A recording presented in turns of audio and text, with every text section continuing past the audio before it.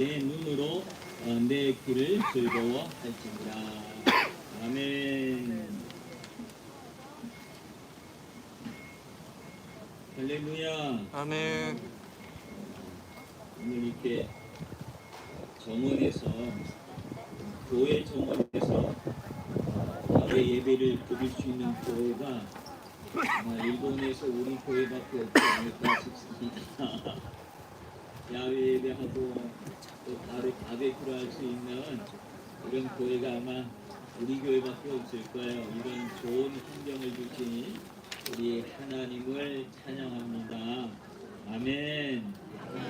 오늘은 야외이기도 하지만 어버이 주일이기도 합니다. 어버이 주일의 유래는 원래 미국에서부터 시작을 했습니다. 미국 웨스트 버지니아주의 웹스터라고 하는 곳에서 안나 자비스라고 하는 한 여인이 어머니하고 둘이서 이렇게 살고 있다가 어머니가 세상을 떠나면서 너무 외로운 거예요. 그리고 후회가 그렇게 많이 되는 거예요.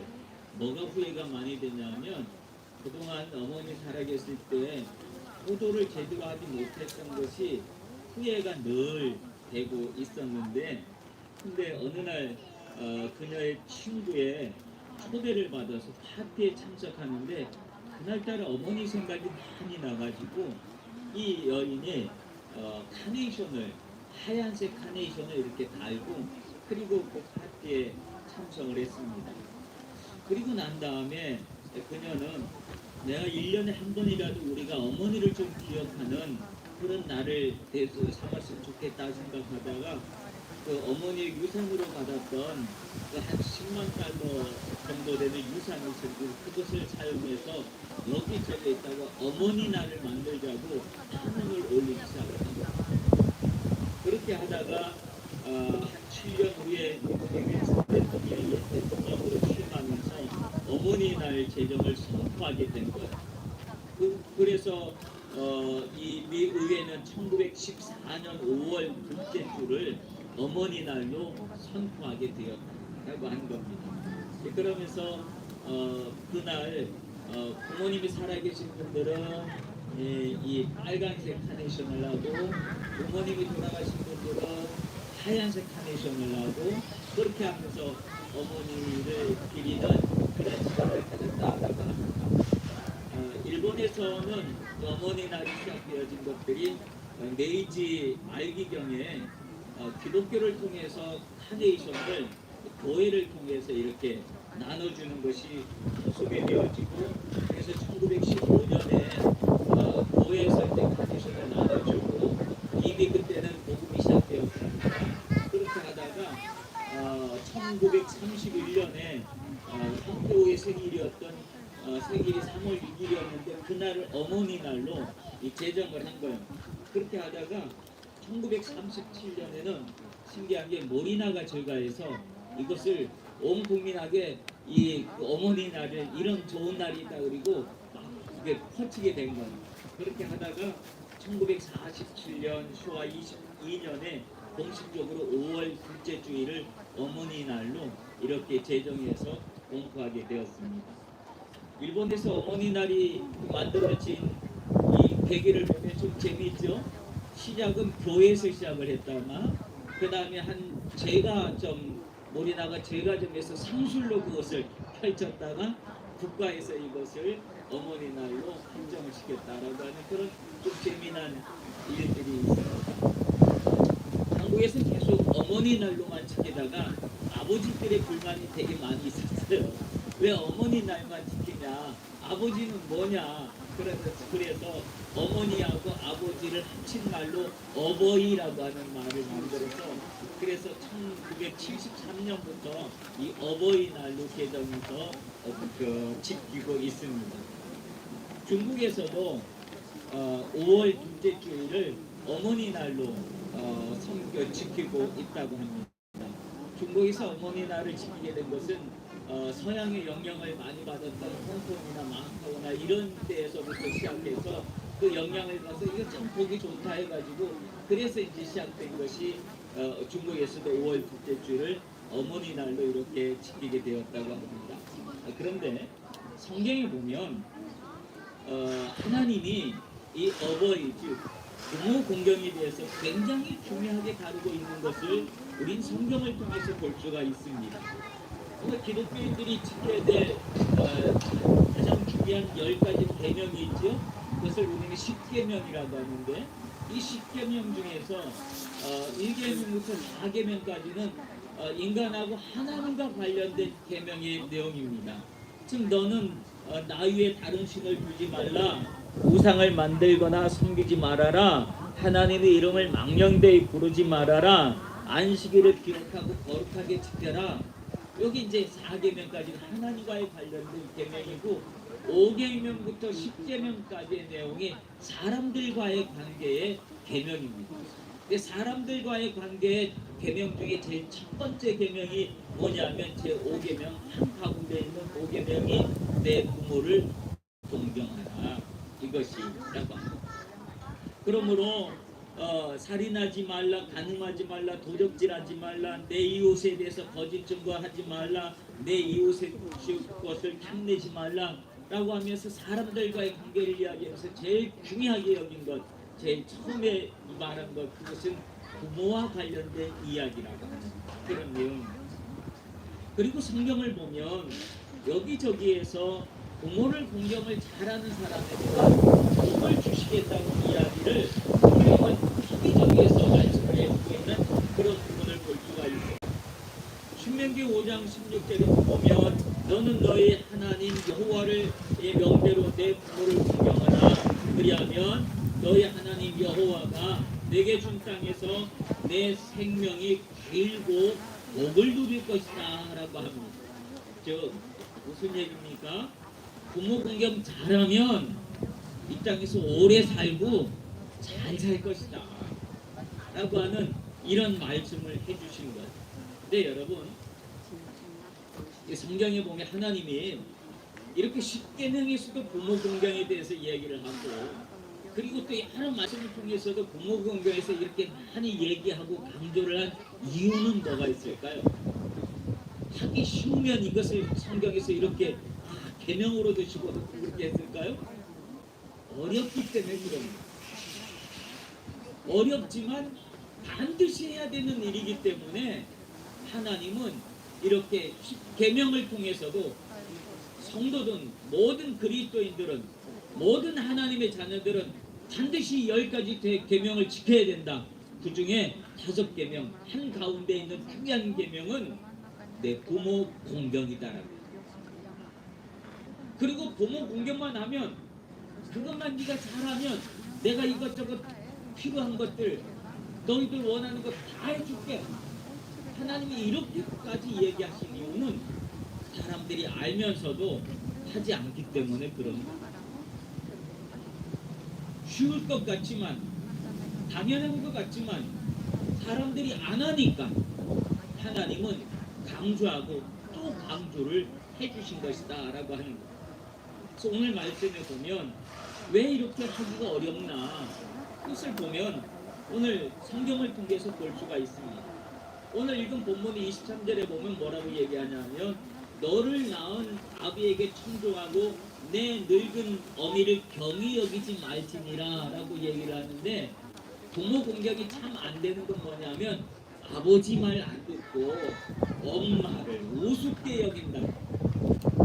아버지 말 안 듣고 엄마를 우습게 여기고 그렇게 살아간다는 거예요. 왜 사람들이 왜 그렇게 살아가냐? 엄마니까 아버지니까 하고 싶은 대로 마음대로 하는 거예요. 그래서 그게 잘 안 되는 거예요.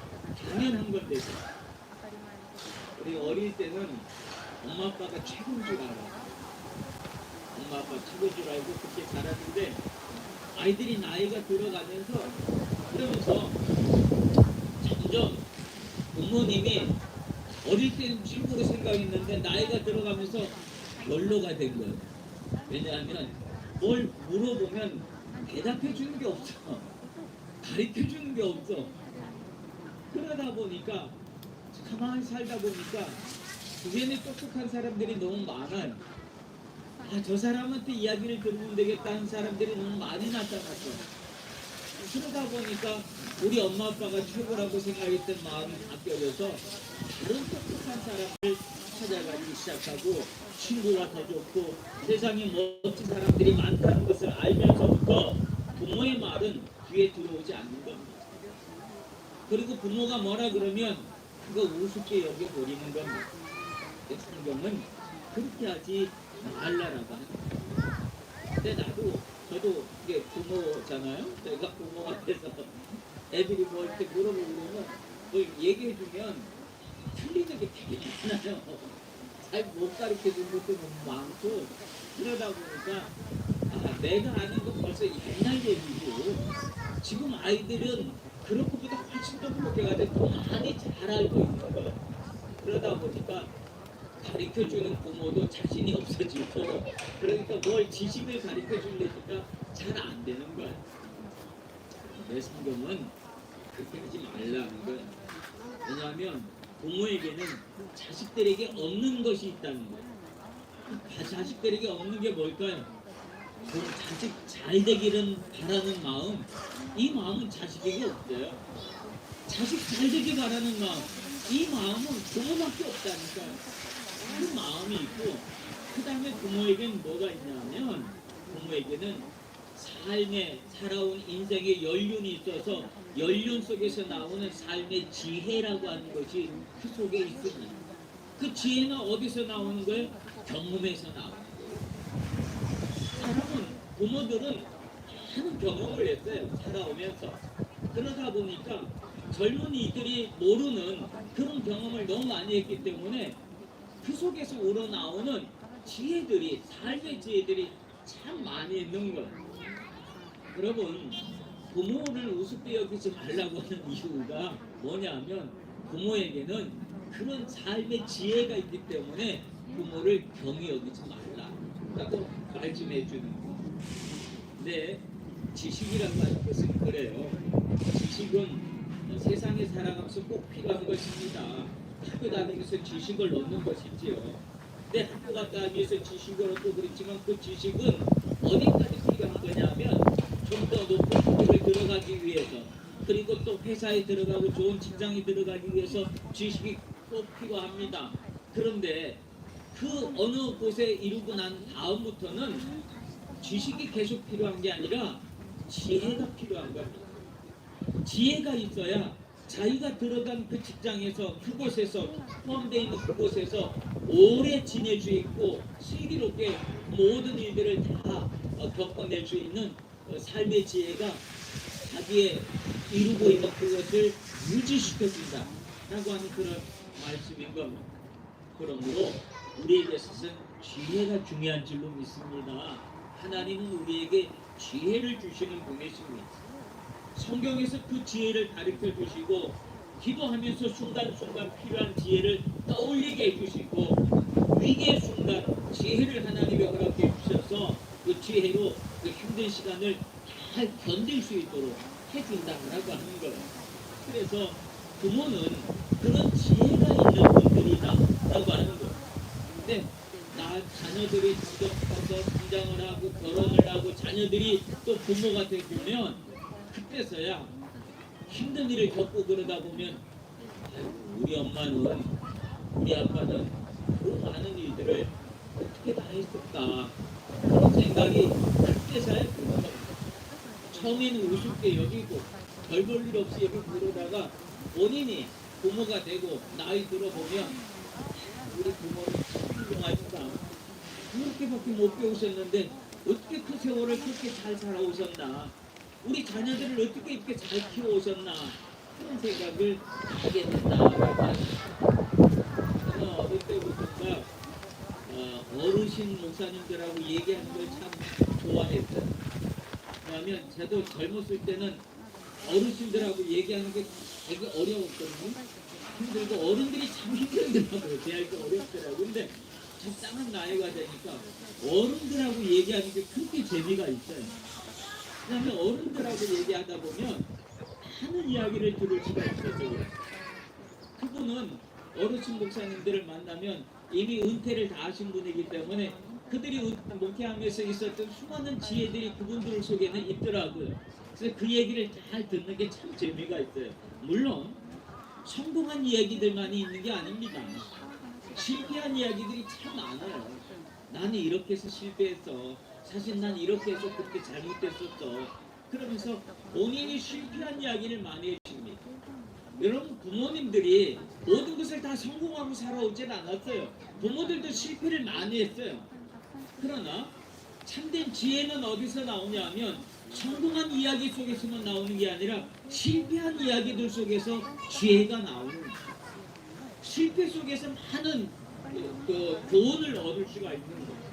그러므로 실패 이야기를 많이 듣는 것도 삶의 지혜를 얻는 좋은 방법인 줄 믿습니다. 그러므로 부모님들하고 이야기를 많이 하시길 바랍니다. 전화도 하시고 통화도 하시고 그렇게 하셔서 이야기를 많이 해주시고, 부모된 여러분들은 자녀들에게 많은 이야기를 해주시기를 바랍니다.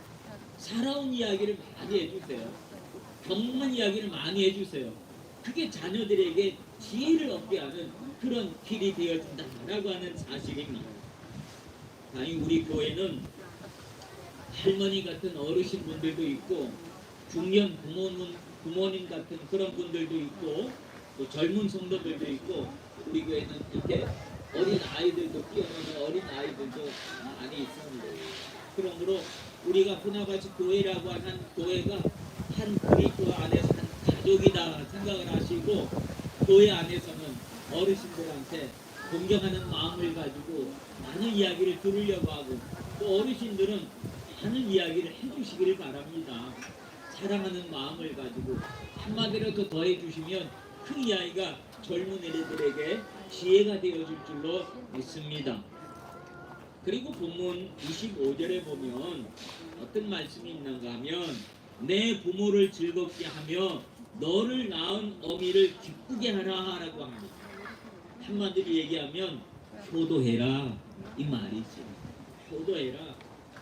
여러분, 효도 얘기하면 제일 먼저 떠올려야 될 것이 뭐냐 하면 우리 그리스도입니다. 왜냐하면 우리는 하나님을 뭐라고 부릅니까? 하나님을 아버지라고 부릅니다. 그리고 우리 하나님을 아버지라고 부르고 우리가 신앙생활하면서 어떤 신앙생활을 해가는 거예요? 하나님의 기쁨을 위해서, 하나님의 영광을 위해서, 주님의 뜻을 이루기 위해서 우리가 이렇게 하나님을 섬겨 나가잖아요. 하나님은 하나님 당신을 아버지라고 부르라고 이 당신의 백성들에게 말씀해 주셨어요. 왜? 아버지라고 하는 말을 통해서 우리가 우리 육신의 아버지를 섬기듯이 하나님을 어떻게 섬겨야 될지를 가르쳐 주시고 말씀해 주신 것이다 라고 하는 것입니다. 그래서 우리의 신앙을 어떤 사람은 이렇게 얘기합니다. 하나님을 아버지로 섬기지 않는 효는 효가 아니고 부모를 공경하지 않는 신앙은 죽은 신앙이다 라고 이렇게까지 말을 하시는 분들이 있습니다. 우리의 신앙의 완성은 하나님이 우리의 아버지가 되어주시고 우리는 그분의 자녀가 되어집니다. 그리고 하나님 아버지의 영광을 위해서, 하나님 아버지의 기쁨을 위해서 살아가는 것, 그러기 위해서는 아버지 하나님의 마음과 뜻을 알아야 되겠지요. 그것을 알아야 그분이 무엇을 기뻐하시는지를 안다라고. 이렇게 신앙에 대해서 이야기를 해주시면서 이것이 곧 누구에게 하라고 하는 겁니까? 너희 이렇게 알지? 이거 똑같이 누구에게 하라는 거예요? 너희 부모에게 해라 라고 효를 그렇게 가르쳐 주신 겁니다. 또 하나 효는 뭐냐면 부모를 잘 모시는 것이 효입니다. 예수님은 하나님의 아들이셨지만 완전한 사람의 아들로 이 땅에 오셨습니다. 그래서 예수님에게 누가 있었습니까? 그의 어머니가 있었어요. 어머니가 누구예요? 마리아. 어머니 마리아가 있었는데 예수님이 이 땅에 사역하고 있을 땐 어머니를 잘 섬겼지만, 그러나 마지막 순간 십자가에서 죽음 앞에서는 더 이상 어머니를 돌보지 못하게 되어지니까 예수님이 십자가상에서 당신의 제자 요한에게 뭐라고 얘기를 하는지 아십니까? 요한아, 내 어머니를 부탁한다라고 그렇게 말씀하셨던 것이에요. 나 대신에 나의 어머니를 잘 모셔드려라, 잘 섬겨드려라. 이 말씀 때문에 요한은 평생을 예수님의 어머니 마리아를 모시는데 자기 일생을 다 바쳤다라고 하는 그 이야기를 우리는 알고 있습니다. 여러분, 우리는 일본에서 살고 있지요. 여기는 일본인 우리 성도님들도 있고 이 땅에 태어난 분들도 있고, 그렇지만은 고국을 떠나서 고향을 떠나서 다 우리는 이곳에 살아가고 있습니다. 그래서 우리의 부모님이 여기에 계신 분들도 있지만 여기에 계시지 않는 분들도 참 많이 있습니다. 그러나 우리는 참 좋은 시대에 살고 있어요. 그 스마트폰에 보면 좋은 어플이가 있어서 선물 보내는 그런 어플이들이 있더라고요. 그러니까 한국에 어디 고향에 어머니가 계시고 부모님이 계셔도 그걸 통해서도 선물 보낼 수 있어요. 전화 한 통만 하지 마시고 그렇게 해서 정성이 담긴 그 무엇이라도 한번 보내봐 주세요. 그러면 얼마나 기뻐하시겠습니까? 얼마나 좋아하시겠습니까?